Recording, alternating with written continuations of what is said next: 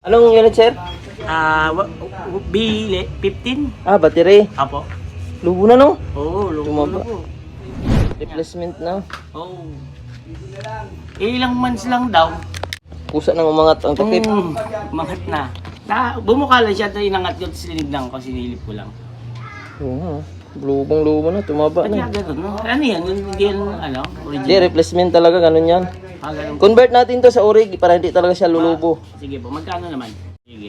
Sige. Pero okay naman yan. Okay yan, original. Hindi yan basta lulubo. Upo ka dyan. Pumipitik lang. Oo, kasi di na yan normal yung battery.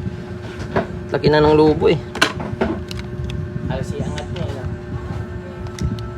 So ayan, binanatan ko kagad, hindi ko na pinapatagal para makauwi ang may-ari dahil walk and repair po ito, galing pa po ito ng Pasig. At ayan, kitang-kita na po natin na lumubo na talaga ang battery. At dito mga idol, kinonvert ko po pala ito sa original battery na pang-upo. Pansinin nyo mga idol, umiikot na siya dahil po sa paglubo. Dahil replacement yan mga idol. At ayan, naghanap po ako ng battery na katulad niya kalaki at fitted doon sa housing. Galing po yan sa upo mga idol. At ayan, tinanggal ko na nga po yung BMS at ilipat natin yung galing sa lobo papunta dito sa upo. So, ganun yan mga idol, kapag nag-convert kayo ng battery, kailangan gamitin nyo po yung BMS doon sa kino-convert nyo na battery na unit. So, ayan, hinangin na po natin mga idol. At ayan, nalipat na nga natin yung BMS niya or Battery Management System. So, ayan, pansinin nyo po mga idol, naging upo na ang Vivo niya na cellphone. Vivo Y15 po ito. Kinonvert po natin sa battery na pang-upo at kasukat niya mga idol. At ayan, ilagyan po natin ng yellow tape para hindi mag-ground ang pinaka-BMS.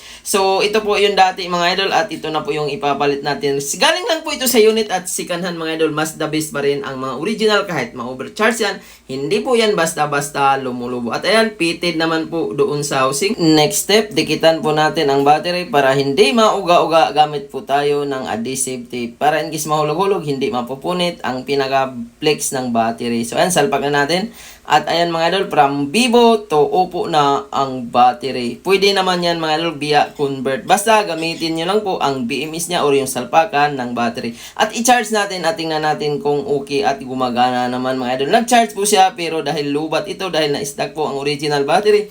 Ang original battery naman kahit ma-stack mo ng matagal yan, hindi po yan basta-basta masisira. At ayan, binalik ko na nga po yung takip nito at nilinis ko muna siya dahil patong na po ang mga dikit nito mga idol. Hindi po tinanggal ang dating dikit nito. Kaya nung umangat siya mga idol, ayan, kumapal ng kumapal. Kaya ayan, nag-apply ulit ako dito ng double-sided tape para mabalik natin sa fitted ang takip. At dahil makapal ang dikit niya dati mga idol, kapag patungan pa natin yon, hindi na po yan mag-fitted. So ayan, sobrang fitted naman mga idol. At charge muna natin konti. At yung pinaka-on-off pala nito ay inayos ko rin. Hindi ko na lang po pinakita sa video dahil nakalubog siya. So ayan, antayin natin na mabuhay mga idol at tingnan natin kung mag-charge. So meron ng 2% at normal naman po ang pinaka-LCD. At ayan, okay na rin po ang button dahil ginawan ko ng paraan. So ayan, balik na natin. Try ko na lang itong temper.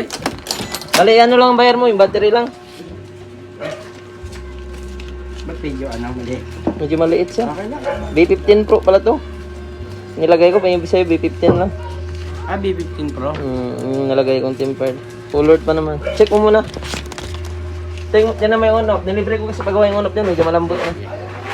Okay, hindi ko maalam password nito. Sige. Tanong na lang. Opo, thank you Thank po. you. Sige.